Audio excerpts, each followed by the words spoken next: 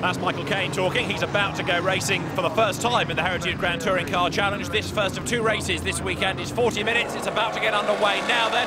You're on board with Phil Hollins with his Morgan Plus 8 as the cars rumble their way up towards Paddock Hill Bend for the first time. To the left is Chen Lim in John Dixon's Ram Cobra going around the outside. Aston Martin's ahead back for the lead. Side by side going up towards Druids. Andy Rouse on the inside there, powers away through.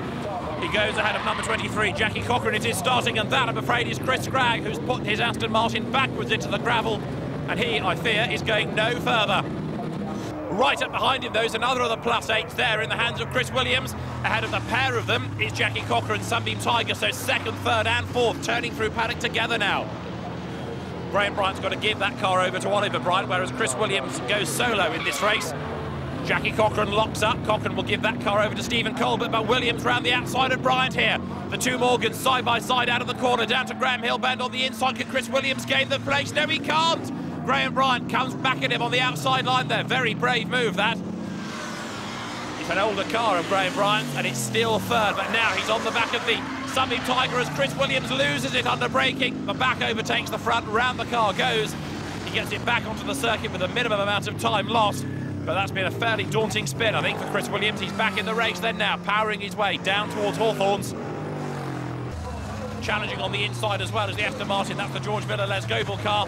Number one now, Oliver Bryant on the back of Stephen Colbert. That promises to be a fascinating battle as Colbert goes one side around the Mike Yule's Natalie Boyd Mini. Oliver Bryant goes lunging up on the inside. Can the Morgan go through? He's got the better line for Druids, but he's going to be on the outside line for Graham Hill Bend here. Ollie Bryant splitting his time between modern and historic GT racing, gets boxed in there behind the Aston Martin, number 72, down to Graham Hill Bend. That was David Garrett getting in the way a little bit, but so as they come now along Cooper Straight, we've got the Sunbeam Tiger of Stephen Colbert keeping the family Bryant Morgan at bay.